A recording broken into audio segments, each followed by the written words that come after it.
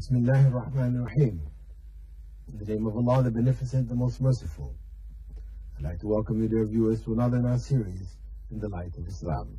Assalamu alaikum wa rahmatullahi wa barakatuh. In this program, as you probably already know, or this is the first time you're watching, we try to answer questions which have been sent in to us. Questions which have been sent in by email at my email address, fld3@hotmail.com, or to our center in Dubai, Discover Islam, the phone number there being 04-396-2190, or to my office in Sharjah, that is 06-5339-864, or written in by snail mail at P.O. Box 111, Sharjah Television, Sharjah, UAE, or faxed in at 06-5323-724. There are many routes by which you can get questions in to me, which I will look at and try to answer for you on our programs. Of course, I should remind you that sometimes a question may come and the answer may not come for some time, because the programs are recorded at different opportunities. They're not recorded as soon as I get a letter. I have the next program I'm able to answer it, because a number of letters, a number of questions come in and they pile up. So don't be surprised, if your question isn't answered for a while. Maybe it may take a month or two, so please be patient with us. Anyway, we have a question here, which is a question sometimes asked, and if we don't really understand, it may seem to be something of favoritism, and that is regarding the aqiqah. We have somebody from Ireland writing in, dear Dr. Bilal, regarding the aqiqah. What is the reasoning behind the sacrifice of one goat for children and 2 goats for boys, or for girls, sorry, 1 goat for girls and 2 for boys? Please explain. Thank you very much. Assalamu alaikum. Now, it may appear here, 1 goat or sheep sacrificed for girls, that is at the birth of a girl. Prophet ﷺ had said that it is the right of every child that an animal be sacrificed for them when they're born. And this is commemorating to, on one hand, the sacrifice of Prophet Ibrahim, his willingness to sacrifice his son and sacrificing an animal in its stead. And on the other hand, it is a principle of expressing one's preparedness to raise this child as God has commanded, because of the fact that this is a blessing which God has given us. We sacrifice from our wealth, give that to the poor, relatives, etc., neighbors, take from it also. All of that, sacrifice that well in commemoration of this blessing from God. Sharing what we have when we receive blessings from God. This is the concept of giving thanks by sharing. Very, very important concept from the point of view of Islam. And thanks is not merely just saying, Alhamdulillah, thanks be to God or Allah. This is a part of thanks, but the real thanks comes in the giving, sharing, as is mentioned in the very famous hadith, where Prophet ﷺ had talked about 3 people of the past to whom tests were given. One was a bald man, the other one a leper, and the other one a blind man. And an angel came to the bald man and said to him, what would you like most from Allah?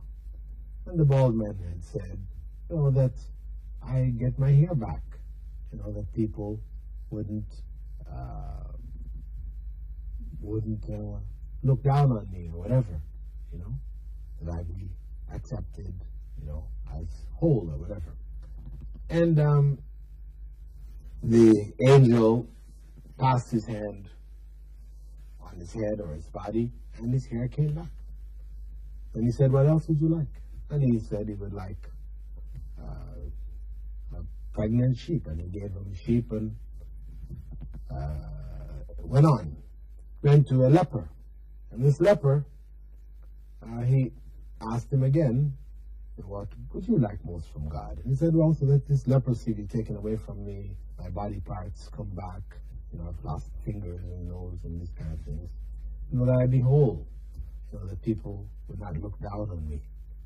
So the angel passed his hand over the man's body. The angel, of course, came in the form of a man, passed his hand over the man's body, and the man was healed. Then he told him, give thanks to God. As he told the first one also, give thanks to God.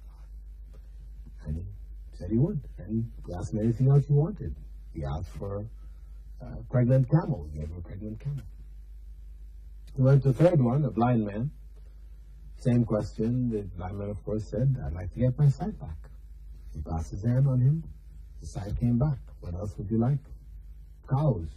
Pregnant cows. Gave it to him. He told him, give thanks to God. He said, good. Then he came back after some time to the first person, the bald man. By now his animals had multiplied. He had many, many animals.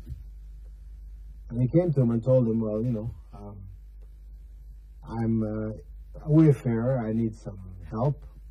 He came to him, looking a bit raggedy and also bald or whatever, and asked him for help. And he told him, well, he's too busy, really couldn't share anything. He doesn't have the chances, whatever. So he asked him, weren't you the one who was bald? And said, no, I was always like this. Got me. What wealth I have. This was, and he's saying, was this wealth given to you by God? No. I inherited this. Same thing, he went to the leper, and same thing. Leper, he came to the leper as a leper, saying, I'm sick, I'm ill, I need your help. Can you give me an animal that I can trade and get some transport or whatever to get some treatment to cure? No, I can't spare any. And he had now a valley of animals. His animals had also multiplied. And the angel, of course, said to him, well, perhaps Allah will take this away from you. Because he reminded him, weren't you the one? Also, he said, no. I was always healthy like this. Didn't God give you? No. I inherited it. When he went to the blind man, and he came to him as a blind man asking him, the blind man said, whatever I have is from God. Take whatever you wish. And the angel told him that, you have truly given thanks to God, and God has blessed you. Whereas the others, they have not given thanks to God, and God has taken away what they had. So the concept of sharing with others as being the true expression of thanks is a very, very important concept from the Islamic perspective. So we sacrifice an animal, feed others, giving thanks to Allah for that child. This is done on the seventh day, part of the aqiqah. Now, the question, why one goat or sheep for girls and two for boys? Well, first and foremost, it could be one-on-one. Because on some occasions, Prophet Muhammad did instruct that it be one-on-one. So it's not absolutely 2-to-1. But in general, it is preferable, if one can afford it, 2 for boys, 1 for girls. If we relate this, and this is significant now, this has to do with wealth. When you die, and that the children inherit from you, the girl will get 1 portion, and the boy will get 2. The girl gets 1 portion, and the boy gets 2. Why? Because of the responsibility of the male child. The female, whatever wealth comes to her, is hers. She can use it as she wishes. She has no obligation to help anybody else. Whereas the male, he has the obligation, if his father died, to look after his mother and look after his sister. You know, whoever, any females in their family who are in need, he becomes obliged to look after them. So taking into account this dual responsibility, Islam gives the male double the portion of the female. Similarly, when we sacrifice the animals, this is in recognition of the additional role of the male. And Allah has put males over females by one step. As mentioned in the Quran. That's a step of responsibility, not a step of superiority, but one of responsibility. Allah has created men in one way and women in another way.